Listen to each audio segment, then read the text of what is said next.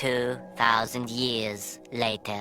இன்னைக்கு ஒரு cooking vlog தான். கருவாட்டு குழம்பு தான் செய்ய போறேன். கருவாடு வாங்கியே ரொம்ப நாள் ஆச்சு. இன்னைக்கு சண்டே வேற, நான்வெஜ் எதுவுமே எடுக்கல. இப்போ வாங்க நம்ம வீடியோக்குள்ள போலாம். எப்பவும் போல கடாயை தூக்கி அடுப்புல வச்சாச்சு. அதுக்கு முன்னாடி ஸ்டவ் ஆன் பண்ணியாச்சு. தேவையான அளவு எண்ணெய் ஊத்திட்டு கடுகு கொஞ்சமா வெந்தயம் போட்டுக்கலாம். பொரிஞ்சு வந்தோடனே ஒரு கொத்து கருவேப்பிலை எடுத்து வச்சிருந்தேன், வாஷ் பண்ணி. கருவேப்பிலை போட்டதுக்கு அப்புறம் ஒரு சில பேர் வெங்காய தக்காளி வதக்கிட்டு அதுக்கப்புறம் அரைப்பாங்க. ஆனா நான் எல்லாமே பச்சையா தான் போட்டு அரைப்பேன். இதுல என்னென்ன போட்டிருக்கேன்னா, சின்ன வெங்காயம் இருந்தா இன்னும் நல்லா இருக்கும். ஆனா சின்ன வெங்காயம் இல்ல, பெரிய வெங்காயம் தான் போட்டிருக்கேன். மீடியம் சைஸ் 2 பெரிய வெங்காயம், 3 தக்காளி, பூண்டு, சின்ன துண்டு இஞ்சி, கொஞ்சமாக மட்டன் மசாலா, கொஞ்சமாக கறி மசாலா, மஞ்சத்தூள், கரம் மசாலா, பெருங்காயத்தூள், ஒரு 3 சில்லு தேங்காய் மொத்தமாக போட்டு அரைச்சி எடுத்தாச்சு. கல்லில் அரைச்சா இன்னும் டேஸ்ட் சூப்பராக இருக்கும். இந்த அரவையெல்லாம் ஊற்றுனதுக்கப்புறம் தேவையான அளவு உப்பு போட்டுட்டு குழம்பு எவ்வளோ வேணுமோ அதுக்கு ஏற்ற மாதிரி தண்ணி ஊற்றிக்கலாம். எங்கள் அப்பா மேக்ஸிமம் குழம்பு இப்படி தான் வைப்பார். நான் சின்ன பிள்ளையா இருக்கும்போது வீட்லேயும் சரி, ஏதாவது ஃபங்க்ஷன், ரிலேட்டிவ் ஃபங்க்ஷன் அந்த மாதிரி சமைக்கும்போது, இதில் என்னென்னா நான்வெஜ் சமைக்கும்போது என்னை கூப்பிட்டு பக்கத்தில் நிற்க வச்சு வெங்காயம் தக்காளி மற்ற ஐட்டம்லாம் எங்கள் அம்மா எடுத்து வச்சுருவாங்க. எங்கள் அப்பா சமைக்கும்போது பக்கத்துலேருந்து அதை எடுத்து கொடுப்பேன். எப்படி செய்கிறேன்னு பார்த்து நீ தெரிஞ்சுக்கோ அப்படின்னு சொல்லுவார். அப்போ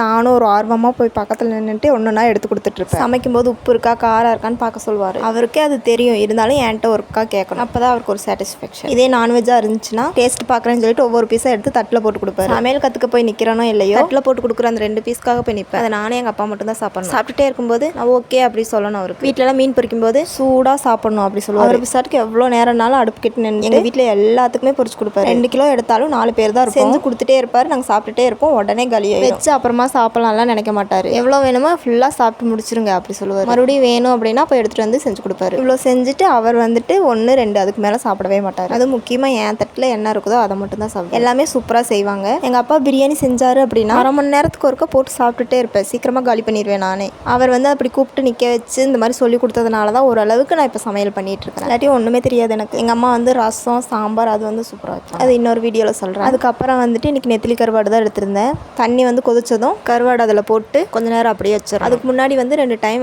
நார்மல் தண்ணியில் வாஷ் பண்ணிவிட்டு அதுக்கப்புறம் சுடு தண்ணியில் போடணும். நடுவில் உள்ள முள்ளு தானாக வெளியே வரும். அதை எடுத்து தூர போட்டுட்டு இன்னொரு டைம் மட்டும் தண்ணியில் அலசி குழம்பு நல்லா கொதிச்சு வந்ததும் லைட்டாக புளி தண்ணி ஊற்றிக்கலாம். ஒரு கொதி வந்ததும் க்ளீன் பண்ணி எடுத்து வச்சிருக்கிற கருவாட்டை போட்டுக்கலாம்.